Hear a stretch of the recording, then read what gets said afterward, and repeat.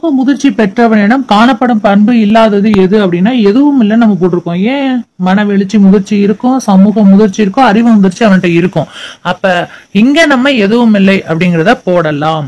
சமூக முதிர்ச்சி பெற்றவனிடம் காணப்படும் பண்புகள் அல்லாதது எதுவும் இல்லை அப்படிங்கறத இங்க போடலாம். எரிக்சன் என்ற உளவியலாளர் சமூக வளர்ச்சியில், அதாவது வளர்ச்சியில சமூக பிரச்சனைகளுக்கு முக்கியத்துவம் அளித்தார். ஆமாவா இல்லையா அப்படிங்கிட்டு இருக்காங்க. ஆம், முக்கியத்துவம் அளித்தார். விஜய் அந்த கில்லி படத்துல அவங்க அம்மாட்ட கேக்குற மாதிரி ஆமாவா இல்லையா அப்படிங்கிற மாதிரி கேட்பாங்க. அது மாதிரி இங்க ஆம் இல்லை ரெண்டையும் சொல்லக்கூடாது, நீங்க ஆமா மட்டும்தான் சொல்லணும். ஓகேவா? அதை ஞாபகம் வச்சுக்கோங்க. எதுக்காண்டி இந்த ஆன்சர் வருது? எரிக்சன் அப்படிங்கிற உளவியலாளர் வளர்ச்சியில சமூக பிரச்சனைக்கு முக்கியத்துவம் அளித்தார் அப்படிங்கிறது ஆம், உண்மைதான் அப்படின்னு சொல்றோம். ஓகே, அடுத்து பாருங்க. எரிக்சன் மன சமூக வளர்ச்சி படிநிலைகளை எத்தனையாக பிரித்தார்? 8ஆக பிரித்தார். எரிக்சன் மன சமூக வளர்ச்சி படிநிலைகள் அப்படிங்கறத 8ஆக பிரித்தார். எத்தனையாக பிரித்தார்? 8ஆக பிரித்தார். ஓகே, அடுத்து பாருங்க. ஒரு இயல்பூக்கத்தின் உச்சக்கட்ட எழுச்சியின் போது ஒருவர் பெரும் உணர்வு அனுபவமே மனவெழுச்சி அப்படின்னு சொல்லியிருக்காங்க. ஒரு இயல்பூக்கத்தோட உச்சக்கட்ட எழுச்சியின் போது ஒருவர் பெரும் உணர்வு, ஒரு இயல்பூக்கத்தோட உச்சக்கட்ட எழுச்சியின் போது ஒருவர் பெரும் அனுபவம், அதாவது அந்த உணர்வு அனுபவம் மனவெழுச்சி அப்படின்னு சொல்லியிருக்காரு. யாரு சொன்னது அப்படின்னு சொன்னா மக்டூகல் சொல்லியிருக்காரு. நம்மளுடைய மனவெழுச்சி அப்படிங்கிறது ஒரு இயல்பூக்கத்தோட உச்சகட்டம், அதோட எழுச்சி தான், ஒருவர் பெற அந்த உணர்வு தான் அந்த உணர்வோட அனுபவம் தான் மனவெழுச்சி அப்படின்னு சொல்லியிருக்காரு மக்டூகல். ஓகே, அடுத்து பாருங்க. வெளிப்படையா பண்பு நடத்தைகளை வெளிப்படுத்தி பரவக்கூடிய உளவியல் மாற்றங்களை உள்ளடக்கிய ஒரு சிக்கலான உணர்வு அனுபவம் தான் என்னது? மனவெழுச்சி அப்படின்னு சொல்லியிருக்காங்க. சரியா? அது யார் சொன்னது அப்படின்னா சார்லஸ் ஜி மார்சல் என்ன சொல்லியிருக்காரு? வெளிப்படையான பண்பு நடத்தைகளை வெளிப்படுத்தி பரவக்கூடிய உளவியல் மாற்றங்களை உள்ளடக்கிய சிக்கலான ஒரு உணர்வு அனுபவம் தான் மனவெழுச்சி அப்படின்னு சொல்லியிருக்காரு சார்லஸ் ஜி மார்சல். ஓகே, அடுத்து பாருங்க. மனித மனவெழுச்சிகள் இயல்பூக்கங்களிலிருந்து உருவானவைதான் அப்படின்னு சொல்லியிருக்காரு மக்டூகல். அதாவது சொன்ன மக்டூகல் என்ன சொல்லிருக்காங்கன்னா இயல்பூக்கத்தை பத்தி மனவெழுச்சியும் சேர்த்து பேசியிருப்பார். அப்படி வந்தாலே மக்டூகல் தான். இது ஹிண்டா ஞாபகம் வச்சுக்கோங்க. இயல்பூக்கத்தையும் மனவெழுச்சிகளையும் பத்தி சேர்த்து பேசியிருக்கிறது மக்டூகல் தான் பேசியிருப்பார். அவ்வளவுதான். அடுத்து இயல்பூக்க நடத்தையின் கூறுகள் எத்தனை? 3. இயல்பூக்க நடத்தையோட கூறுகள் எத்தனை? 3. இயல்பூக்க நடத்தை பற்றி கூறியவர் யாரு? மக்டூகல். சொன்னேன்னா இயல்பூக்கம் மனவெழுச்சி சேர்த்து பேசுவாரு. அது சொன்னது யாரு? மக்டூகல். அப்ப இயல்பூக்கம் வந்தாலே அதை கொண்டு வந்தது யாரு? அந்த நடத்தைய கொண்டு வந்தது மக்டூகல். ஓ சாரி. ஓகே, மக்டூகல் டக்குன்னு மூவ் ஆயிரும். அதை பத்தி நீங்க கவலைப்பட வேணாம், படிச்சுட்டே இருங்க. பிறப்பிலேயே தோன்றும் மனவெழுச்சிகளை என்ன சொல்லுவோம்னா அடிப்படை மனவெழுச்சி அப்படின்னு சொல்லுவோம். பிறப்பிலேயே தோன்றும் மனவெழுச்சிகளை என்ன சொல்லுவோம்? அடிப்படை மனவெழுச்சி. நம்மளுக்கு பேசிக்காவே உங்களுக்கு இப்ப ஒரு வேலைக்கு போறோம்னா பேசிக்கா சேலரி உங்களுக்கு எவ்வளவு வேணும் அப்படின்னு கேட்பாங்க. அப்புறம் உங்க பேசிக்கா உங்கள்கிட்ட என்ன டேலண்ட் இருக்குன்னு கேட்பாங்க. அந்த பேசிக் அப்படிங்கிறது அடிப்படை. பேசிக்கா நம்மளுடைய தேவைகள் என்ன? அடிப்படை தேவைகள் உணவு, உடை, இருப்பிடம். ஆனா அதுக்கு மேலேயே நம்ம என்ன பண்றோம்? எல்லாமே வேணும்னு நினைக்கிறோம். சோ அந்த பேசிக்கா இருக்கிறது போக வேணும்னு நினைக்கணும். சரியா? சோ பிறப்பிலேயே தோன்றும் மனவெழுச்சிகள் அப்படிங்கிறது அடிப்படை மனவெழுச்சிகள் அப்படின்னு சொல்லும். அடிப்படை மனவெழுச்சிகள். ஓகே, அடுத்து பாருங்க. அடிப்படை மனவெழுச்சிகள் பற்றி சோதனை மூலம் கண்டறிந்தவர் யார்? வாட்சன். அடிப்படை மனவெழுச்சிகள் பற்றி சோதனை மூலமா அதை சோதிச்சு கண்டறிந்தது யாருன்னா வாட்சன். ஓகே, பேசிக்கா நம்மளுக்கு என்ன மனவெழுச்சி இருக்கு அப்படிங்கறத ஒரு பிராக்டிக்கலா அதை செஞ்சு பார்த்து ஓகே இது கன்ஃபார்மா இருக்கு அப்படிங்கறத கண்டறிந்தவர் யாரு? வாட்சன். குழந்தைகளோட மனவெழுச்சி பாகுபடாத கிளர்ச்சியாக இருக்கும் அப்படின்னு சொன்னது யாருன்னா பிரிட்சில். குழந்தைகளோட மனவெழுச்சி பாகுபடாத கிளர்ச்சியாக இருக்கும் அப்படின்னு சொன்னது யாரு?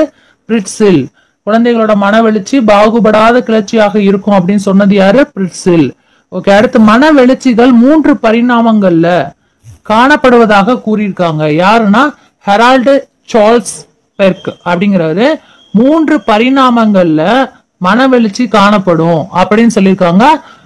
Herald Charles Berg. Okay, Harold Charles Berg, ஜெரால்டுன்னு சொல்லுவாங்கன்னு நினைக்கிறேன். சரி, அது பார்த்துக்கலாம். ஆனா இந்த ஸ்பெல்லிங் யோசிச்சுக்கோங்க. ஓகே, மனவெழுச்சிகள் 3 பரிணாமங்கள், ஒவ்வொன்றும் இவர் சொன்னதுதான்.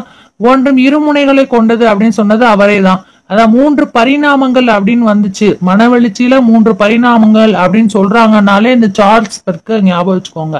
பெர்க் சாக்லேட்டை ஞாபகம் வச்சுக்கோங்க. பெர்க் சாக்லேட்டை பார்க்கும் போதெல்லாம் சார்ல்ஸ் பெர்க் அப்படிங்கறத ஞாபகம் வச்சுக்கோங்க. மனவெழுச்சிகளோட 3 பரிணாமங்களை, ஒவ்வொன்றும் இருமுனைகள் இருக்கு அப்படின்னு சொன்னதும் 3 பரிணாமங்களை சொன்னதும் யாரு? சார்ல்ஸ் பெர்க் தான். ஓகே, அடுத்து பாருங்க. எரிக்சனின் 8 படிநிலைகள்ல ஒன்று எது? நம்பிக்கை வைத்தல், நம்பிக்கை இன்மை. எரிக்சனோட 8 படிநிலைகள் இருக்குன்னு படிச்சோமா? எரிக்சன் சொன்னது. அதுல எது ஒண்ணு இருக்கு கீழே கொடுத்த நாள்ல அப்படின்னு கேட்டிருக்காங்க. நம்பிக்கை வைக்கிறது அல்லது நம்பிக்கை இல்லாம இருக்கிறது, இது ரெண்டுமே இருக்கான். ஓகே, தானே முற்பட்ட செயலாற்றுதல். தானே முற்பட்டு செயலாற்றுதல் குற்ற உணர்வு ஏற்படும் காலநிலை எப்ப அப்படின்னா இந்த குழந்தை பருவத்துலதான் நம்மளுக்கு அந்த மாதிரி ஏற்படும். அதாவது தானே முற்பட்டு செயலாற்றுதல் குற்ற உணர்வு ஏற்படும் காலநிலை எப்ப ஏற்படும்? குழந்தை பருவத்துலதான் நம்மளுக்கு ஏற்படும். ஓகேயா? ஓகே, இப்படிதான் திரும்பிக்கிறோம், அதெல்லாம் நீங்க கண்டுக்கிறாதீங்க. ஓகே, அடுத்து பாருங்க. ஒருமைப்பாட்டு உணர்வு ஏற்படும் காலநிலை. அதாவது குற்ற உணர்வும் தானே முற்பட்டு செயலாற்றுதலும் குழந்தை பருவத்துல ஏற்படும். ஒருமைப்பாட்டு உணர்வு எப்ப ஏற்படும்? முன்முதிர் பருவத்துல. ஒருமைப்பாட்டு எப்ப ஏற்படும்? முன்முதிர் பருவம். ஓகே, இந்த கொஸ்டின் நீங்க யோசிங்க பார்ப்போம். குழந்தை சுதந்திரமாக இயங்குதல் எந்த பருவத்தில் நடைபெறுகிறது? 2 வயது. கரெக்டா? சரியா? குழந்தை சுதந்திரமாக இயங்குறது எந்த வயது? 2 வயது. கரெக்டா? அடுத்து பாருங்க.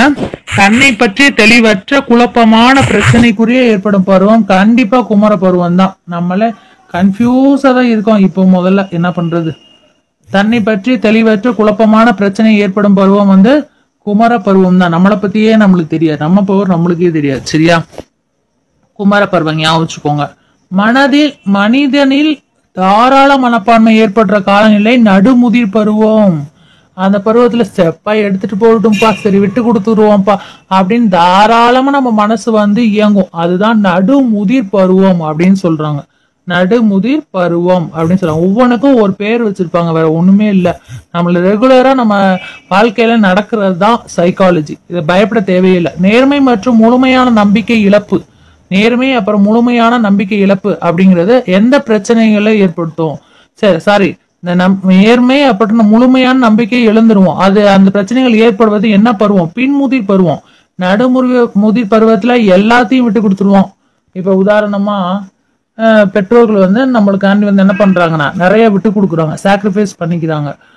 நமக்கு கார் வாங்கி கொடுக்குறாங்க, லோன் போட்டாத வாங்கி கொடுக்குறாங்க. ஸோ அந்த மாதிரி பைக்ஸ் வாங்கி நிறைய விட்டு கொடுக்குறாங்க. பின்முதிர் பருவத்துல என்ன ஆகும்னா நம்பிக்கையை இழந்துருவாங்க. நம்ம இப்படிதான் வாழ போறோமோ. நேர்மை மற்றும் முழுமையான நம்பிக்கை இழப்பு பிரச்சனை, இந்த மாதிரி பிரச்சனை எல்லாம் ஏற்படுறது என்ன பருவம்? பின்முதிர் பருவம். அந்த முதிர் பருவம் வந்தாலே இப்படிதான். குழந்தை பிறப்பு முதல் ஓராண்டு வரை நம்பிக்கை வைக்கும், நம்பிக்கை இல்லாமலும் இருக்கும். இது ரெண்டுமே யார் மேல வைக்கும்? தாய் இல்லைன்னா செவிலியர், 2 பேர் மேலயுமே வைக்குமா? ஆ மற்றும் ஆ. நம்பிக்கையும் வைக்கும், நம்பிக்கை இல்லாமலும் இருக்கும். தாய் மற்றும் செவிலியர். ஓகே, இப்ப அடுத்து பாருங்க. மன வெளிச்சி அப்படிங்கறத பொருள் என்ன? மன வெளிச்சிங்கிறது வெகுண்டெழு திகிலாட்டம். வெகுண்டெழு திகிலாட்டம் அப்படிங்கறத மன வெளிச்சி அப்படிங்கறதோட பொருள். ஓகே, ஆ மற்றும் ஆ சரி. ஆ மற்றும் ஆ சரி. மன வெளிச்சி அப்படிங்கிறது வெகுண்டெழு திகிலாட்டம் அப்படிங்கிறது தான். அடுத்து எமோ என்ற சொல் எம்மொழி சொல், லத்தீன். எப்பயுமே சைக்காலஜில மேக்சிமம் சொற்கள் லத்தீன்ல இருந்தா எடுக்கப்பட்டிருக்கும். எப்படி அறிஞர்கள் 70% அமெரிக்காரவங்க இருக்காங்களோ உளவியல் அறிஞர்கள், அதே மாதிரி லத்தீன்ல இருந்த சொற்களும் எடுக்கப்பட்டிருக்கும். எமோ என்ற சொல் எம்மொழி சொல், லத்தீன். ஓகே, அடுத்து பார்க்கலாமா? தனி மனித முன்னேற்றத்தோட தொடர்புடைய மனவெழுச்சி அப்படின்னு சொல்றது என்னது? ஒரு முன்னேற்றத்தோடு தொடர்புடைய மனவெழுச்சிங்கிறது நேர்மறை மனவெழுச்சி. முன்னேற்றத்தோடு தொடர்புடைய மனவெழுச்சிங்கிறது நேர்மறை மனவெழுச்சி. தேவை நிறைவேறாம ஏமாற்றம் அடைஞ்சிட்டோம் அப்படின்னா அது என்னது? எதிர்மறை மனவெழுச்சி. அதாவது நெகட்டிவா இருக்கும். பாசிட்டிவ்னா பாசிட்டிவ் மனவெழுச்சி வந்துடும், நெகட்டிவ்னா நெகட்டிவ் மனவெழுச்சி வந்துடும். அந்த மாதிரி ஞாபகம் வச்சுக்கோங்க. தனி மனித முன்னேற்றத்துக்கு தடையாக அமையும் மனவெழுச்சி. முன்னேற்றத்துக்கு தடையா இருப்பதான் எதிர்மறை தான். இது ஆரம்பிச்சா நம்ம பிளாப் ஆயிருவோமோ, அதை நடத்தினா நம்ம கண்டிப்பா நமக்கு ஒன்றும் வராது. அந்த மாதிரி நிறைய பிசினஸ் பண்றவங்க யோசிச்சுட்டே தான் இருப்பாங்க, கடைசி வரைக்கும் ஆரம்பிக்கவே மாட்டாங்க பிசினஸ். ஸோ அந்த மாதிரி நெகட்டிவ் தாட்ஸ் உள்ளவங்களும் இருக்காங்க. ஸோ எதிர்மறை மனவெழுச்சி அதான் ஒரு முன்னேற்றத்துக்கு தடையா இருக்குது எதுனா அந்த எதிர்மறை மனவெழுச்சி தான். சரியா? ஓகே. நேர்மறை மனவெழுச்சி அல்லாதது அப்படின்னு சொல்லி பார்த்தோம் அப்படின்னு சொன்னா, குற்ற உணர்வுங்கிறது நேர்மறை மனவெழுச்சியில சேராது. மீதி எல்லாம் சேரும் பாருங்க. மகிழ்ச்சி, இரக்கம், உற்சாகம் இது எல்லாமே நேர்மறை மனவெழுச்சியில சேரும். ஆனா குற்ற உணர்வு வந்து நேர்மறை மனவெழுச்சியில சேராது. ஓகே. நேர்மறை மனவெழுச்சி அப்படிங்கிறது என்னது? பாராட்டுறது. அவமான நேர்மறையா? எதிர்மறை. இழிவுபடுத்துதல் இது எதிர்மறை. மன உளைச்சல் எதிர்மறை. எது வந்து நேர்மறைனா பாராட்டுதல். ஓகே. எதிர்மறை மனவெழுச்சி அல்லாதது பிரிவு. எதிர்மறை மனவெழுச்சி அல்லாதது என்னது? பிரிவு. எதிர்மறை மனவெழுச்சி அல்லாதது என்னது? பிரிவு. எதிர்மறை மனவெழுச்சி அல்லாதது என்னது? பிரிவு. ஓகே. எதிர்மறை மனவெழுச்சி எது? வலி. எதிர்மறை மனவெழுச்சிங்கிறது எது? வலி. எதிர்மறை மனவெழுச்சிங்கிறது வலி. மீதி ஆப்ஷன் பார்ப்போமா? அன்புன்னு கொடுத்துருக்கு, வராது. உற்சாகம் வராது, இரக்கம் வராது. ஏன்னா எதிர்மறை நெகட்டிவ் தானே கேட்டிருக்காங்க, அப்ப வலி. எதிர்மறை மனவெழுச்சி அல்லாதது பாருங்க, பிரிவு. பரிவு அப்படிங்கிறது எதிர்மறை மனவெழுச்சி அல்லாதது. கோபம் எதிர்மறை, பயம் எதிர்மறை, துயரம் எதிர்மறை. பாத்துக்கோங்க, எதிர்மறைங்கிறது எல்லாமே நெகட்டிவா இருக்கும். பாசிட்டிவ் அப்படிங்கறது நேர்மறையில வந்துடும். ஓகேங்க. அடுத்து பாருங்க, மனவெழுச்சி வளர்ச்சியானது தனிநபரின் வளர்ச்சியிலும் சமுதாயத்தோட வளர்ச்சியிலும் முக்கிய பங்கு வகிக்குது அப்படின்னு கொடுத்துருக்காங்க. ஆமாங்க, ஒரு தனிநபரோட வளர்ச்சியிலும் சமுதாயத்தோட வளர்ச்சியிலும் நம்மளுடைய மனவெழுச்சி வளர்ச்சிங்கிறது முக்கிய பங்கு வகிக்குது. மனவெழுச்சி அதை கட்டுப்படுத்துறதுல முக்கிய பங்கு வகிக்குது. ஆத்திரப்பட்டு ஒருத்தவங்க வந்து ஆத்திரப்பட்டோ இல்ல கவலைப்பட்டோ தன்னோட உயிரை வந்து இது பண்ணிட்டாங்க அப்படின்னு சொல்லி சொன்னா அது என்ன ஆகும்? மனவெழுச்சியை கட்டுப்படுத்தாம இருக்கிறதுனால தானே. அதைத்தான் வந்து இதுல சொல்றாங்க. இது வந்து சமுதாயத்தையும் பாதிக்கும், ஒரு தனிநபர் வளர்ச்சியும் பாதிக்குங்கிற மாதிரி சொல்றாங்க. அதனால முக்கிய பங்கு வகிக்குது, இதெல்லாம் முக்கியமா இருக்கு, பங்கு இருக்கு இதுக்கெல்லாம் அப்படின்னு சொல்றாங்க. தற்கால கல்வியின் நோக்கங்களுள் ஒன்று மாணவர்களின் விரும்பத்தகாத மனவெழுச்சியை கட்டுப்படுத்துறது தான். பிடிக்காத நம்ம மனவெழுச்சியை கட்டுப்படுத்துறது. மனவெழுச்சியை கட்டுப்படுத்துதல் அப்படிங்கறத சரியான பதில் இதுக்கு. ஓகே. அடுத்து பாருங்க, சமுதாயத்தில் பிறருடன் ஒத்து வாழவும் மனவெழுச்சி முதிர்ச்சி, மனவெழுச்சி நுண்ணறிவு அவசியம். சமுதாயத்துல பிறரோட ஒத்து வாழ்றது வந்து மன முதிர்ச்சியை வந்து கட்டுப்படுத்துறது அப்படின்னு சொல்றாங்க. பிறரோட ஒத்து வாழ்றது என்னது? மன முதிர்ச்சியை கட்டுப்படுத்துறது. ஓகே. அடுத்து பாருங்க, அவ்வளவுதான், முடிஞ்சிருச்சு. Last question. ஒழுக்க வளர்ச்சிக்கும் முதிர்ச்சி பெறுதலுக்கும் நெருங்கிய தொடர்பு உண்டு அப்படின்னு சொன்னது யாருன்னா பியாஜேவும் கோல்பர்க்கும். பியாஜே இங்க வந்துட்டாரு பாருங்க, அறிதல் திறன்ல மட்டும் தானே வந்துட்டு இருந்தாரு. இப்ப ஒழுக்க வளர்ச்சியை பத்தியும் சொல்லியிருக்காரு. யாரோட சேர்ந்து சொல்லியிருக்காருன்னா பியாஜே மற்றும் கோல்பர்க் ரெண்டு பேரும் சேர்ந்து, பியாஜேயும் கோலும் சேர்ந்து ஒழுக்க வளர்ச்சிக்கும் முதிர்ச்சி பெறுதலுக்கும் உள்ள நெருங்கிய தொடர்பு ரெண்டு பேரும் சேர்ந்து சொல்றாங்கப்பா, ஞாபகம் வச்சுக்கோங்க. சைக்காலஜியை மறந்துடாதீங்க, கிளாஸ் இருக்கும். டைம் வேணா உங்களுக்காண்டி நான் வந்து மாத்துறதுக்கு சீக்கிரமா பாக்குறேன். டெலகிராம்ல கமெண்ட் செக்ஷன் வந்து வச்சிருக்கோம். ஸோ அதுல வந்து நீங்க உங்களோட கமெண்ட்ஸ்ல சொல்லுங்க. நாங்க போஸ்ட் போடும்போது இது வந்து இப்படி இருந்தா நல்லா இருக்கும், அது வந்து இப்படி இருந்தா நல்லா இருக்கும் எங்களுக்கு அப்படின்னு சொல்லுங்க. அண்ட் வந்து கிளாஸை நீங்க கவனிச்சுட்டு டெஸ்ட் எழுதுற மாதிரி எங்களுக்கு வேணும் அப்படின்னு கேட்டாலும் நாங்க அதுக்கேற்ற மாதிரி அரேஞ்ச் பண்றோம். சரியா? ஓகே. நம்ம அடுத்த பகுதியில சந்திக்கலாம். தேர்வுகள் எழுதுங்க, வகுப்புகள் தொடர்ந்து பார்த்துட்டேங்க. Champions academy triples YouTube channel subscribe பண்ணிக்கோங்க. முக்கியமா டெலகிராம்ல இருக்கணும், இல்லைன்னா உங்களுக்கு எந்த மெட்டீரியல்ஸுமே கிடைக்காது. மேக்ஸுக்கு பிடிஎஃப் நாங்க ரெடி பண்ணிட்டு இருக்கோம், கொடுத்துருவோம். ஓகேவா? பார்க்க போறது சமூக வளர்ச்சியை பத்தி அதிகமா பார்க்க போறோம். ஸோ இந்த யூனிட்ல நீங்க பார்த்துருப்பீங்க, இந்த யூனிட்ல நம்மளுக்கு முக்கியமானது நிறைய இருக்கு. ஸோ கவனமா நீங்க கவனிங்க. ஓகேவா? சமூக வளர்ச்சி அப்படிங்கிறது சமூக முதிர்ச்சியை பெறுறதுதான் அப்படின்னு சொல்லியிருக்காங்க. அதாவது சமூக வளர்ச்சின்னா என்னன்னு நீங்க கேட்பீங்கல்ல. ஸோ உங்கள்கிட்ட புக்கே இல்லாட்டினாலும் பரவாயில்லைங்க, நான் கொஸ்டின் சொல்லும் போதே நல்லாவே டீட்டெயில்டா அந்த லெசனையே வந்து விளக்கி சொல்ற மாதிரி தான் கொஸ்டின்ஸ் இருக்கும். ஸோ நான் டீட்டெயில்டா உங்களுக்கு எக்ஸ்பிளனேஷன் பண்ணிடுவேன். சைக்காலஜியை பொறுத்த அளவு போதுமான அளவுக்கு நாங்கள் கொஸ்டின்ஸ் போட்டுட்டு இருக்கோம். அதனாலதான் உங்களுக்கு டெஸ்ட் வந்து கடைசியில போட்டிருக்கோம். ஸோ டெஸ்ட்ல வந்து சம் ஸ்டாண்டர்ட் மிஸ் ஆயிருக்கு அப்படின்னு சொல்றீங்க. ஆமா, அந்த அளவு இம்பார்ட்டன்ட் தேவையில்லை. ஸோ ஓகே, நீங்க நீங்க கேக்குறதுனால ஓகே அந்த ஸ்டாண்டர்ட்லாம் நாங்க ஆட் பண்ணிக்கிறோம். சம் சேஞ்சஸ் இருக்கும். நீங்க டெலகிராம்ல ஜாயின் பண்ணிக்கோங்க. ஸோ உங்களால வந்து என்ன பண்ண முடியும்னா டெஸ்ட் போர்ஷன்ஸ் தெரிஞ்சுக்கிற முடியும். ஓகே, சமூக வளர்ச்சி என்பது சமூக முதிர்ச்சியை பெறுறதா அப்படின்னு சொல்லியிருக்காங்க.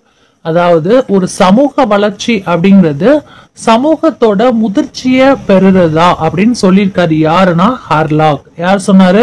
ஹர்லாக். இப்ப ஷெர்லாக் ஹோம்ஸ் அப்படிங்கிற நம்ம அந்த மூவி வந்து நம்ம எல்லாத்துக்குமே ஞாபகம் இருக்கும். கொஞ்சம் வந்து நல்லா இன்ட்ரெஸ்டிங்கா, கொஞ்சம் இல்ல ரொம்பவே இன்ட்ரெஸ்டிங்கா அடுத்த போகும். ஸோ அதை நீங்க ஞாபகம் வச்சுக்கோங்க. உங்களுக்கு ஞாபகம் வராத பெயர்களை சினியோட ஒப்பிட்டுக்கோங்க. சமூக வளர்ச்சி அப்படிங்கிறது சமூகத்தோட முதிர்ச்சியை பெறுறதா அப்படின்னு சொன்னது யாரு? ஹர்லாக். அங்க ஷெர்லாக், இங்க ஹர்லாக். ஓகே, அடுத்து பாருங்க, சமூக வளர்ச்சியை பாதிக்கக்கூடிய காரணிகள் என்ன? பொதுவாவே சமூக வளர்ச்சியை பாதிக்கிறது சமுதாயம் தான். சமூகத்தோட வளர்ச்சியை பாதிக்கிறது எது? சமுதாயம் தான் பாதிக்கும். அப்ப சமுதாயம். ஓகேவா? சரியான பதில் சமுதாயம். அடுத்து சமூக முதிர்ச்சி அப்படிங்கிறது என்ன அப்படின்னு கேட்டிருக்காங்க. சமூக முதிர்ச்சி அப்படிங்கிறது சமூகத்தோட வளர்ச்சி, சமூக இயல்பினை அடைகிறது. இது ரெண்டும் சேர்ந்தாதான் சமூக முதிர்ச்சி. இது ரெண்டையும் ஆட் பண்ணா வர்றது சமூக முதிர்ச்சி அப்படின்னு ஞாபகம் வச்சுக்கோங்க. அதாவது சமூக வளர்ச்சி, சமூக இயல்பினை அடைதல், இது ரெண்டு சேர்ந்துதான் சமூக முதிர்ச்சி ஆகுது. அப்ப சமூக முதிர்ச்சி என்பது என்ன அப்படின்னு கேட்டாங்கன்னா ஆ மற்றும் ஆ சரி. அதாவது சமூக வளர்ச்சி மற்றும் சமூக இயல்பை அடைகிறதா சமூக முதிர்ச்சி ஆகும். இப்ப தெளிவா புரிஞ்சிருச்சா? சமூக வளர்ச்சினா என்ன, சமூக முதிர்ச்சினா என்னன்னு புரிஞ்சிருச்சு. அடுத்து, சமூக முதிர்ச்சி பெற்றவனிடம் காணப்படும் பண்புகள் அல்லாதது எது? அவன்கிட்ட காணப்படாத பண்புகள் என்னது அப்படின்னா மரபுக்கு பிற்பட்ட நிலை. இது வந்து சமூக முதிர்ச்சி பெற்றவனிடம் வந்து காணப்படும் பண்புகள் அல்லாதது, மரபுக்கு பிற்பட்ட நிலை. ஓகேயா? அடுத்து பாருங்க, ஒரு மனிதன் பிறரோடு குறிப்பாக பெற்றோர், சம வயதினர் மற்றும் குழுக்களோடு தன்னை தொடர்பு படுத்தி ஒன்றிணைந்து கொள்ளும் ஒரு வளர்ச்சிக்கான முன்னேற்றதான் சமூக இயல்பினை பெறுதல் என்கிறோம் அப்படின்னு சொல்லியிருக்காங்க. அதாவது ஐன்ஸ்டீன் பிகுனால் அப்படிங்கிறவர் என்ன சொல்லியிருக்காருன்னா, ஒரு மனுஷன் பிறரோடு குறிப்பா, அதாவது பிறரோடு அப்படிங்கிற போது குறிப்பா பெற்றோரோட, சம வயதினர், குழுக்கள், இந்த மாதிரி இடத்துலதான் இருப்பாங்க ஒரு மனுஷங்கிறது. தன்னை தொடர்பு படுத்தி ஒன்றிணைத்து கொள்ளும், அதாவது கம்பேர் பண்ணி இல்லைன்னா ஜாயின் பண்ணிக்கிறது. ஒரு வளர்ச்சிகரமான முன்னேற்றத்தை தான் சமூக இயல்பை பெறுதல் அப்படின்னு சொல்லி சொல்றாங்க. சரியா? சரி, யார் சொல்றாங்கன்னா ஐன்ஸ்டீன் பிகுனாஸ் சொல்றாங்க. அடுத்து பாருங்க, சமூக வளர்ச்சியை பாதிக்கும் காரணிகள் அல்லாதது எது? சமூக வளர்ச்சியை பாதிக்கிற காரணி இல்லாதது எதுனா மரபு தான். மரபு என்ன பண்ணாது? சமூக வளர்ச்சியை வந்து பாதிக்காது அப்படின்னு சொல்றாங்க. மரபு சமூக வளர்ச்சியை பாதிக்கும் காரணியில் அல்லாத ஒன்று, மரபு. சரியா? அடுத்து, சமூக முதிர்ச்சி பெற்றவனிடம் காணப்படும் பண்பு அல்லாதது எது? எதுவும் இல்லை, இது எல்லாமே காணப்படும். மனவெழுச்சி, முதிர்ச்சி, சமூக முதிர்ச்சி, அறிவு முதிர்ச்சி எல்லாமே சமூக முதிர்ச்சி பெற்றவன காணப்படும். அப்ப இந்த இடத்துல நம்ம எதுவும் இல்லைங்கிறத குறிக்கலாம். ஓகே, அடுத்து பாருங்க, எரிக்சன். இங்கே பாருங்க, எரிக்சன் என்ற உளவியலாளர் வளர்ச்சியில் சமூக பிரச்சனைகளுக்கு முக்கியத்துவம் அளித்துள்ளார். அதாவது எரிக்சன் வந்து சமூக பிரச்சனைக்கு முக்கியத்துவம் இருக்கு அப்படின்னு சொல்லியிருக்காரு. ஆமா இல்லையா அப்படின்னு கேட்டிருக்காங்க. யோசனை பண்ணுங்க. இது நான் ஏற்கனவே சொல்லியிருக்கேன். அந்த இடத்துல ஆம் அப்படிங்கறத வரும். ஏன் வரும்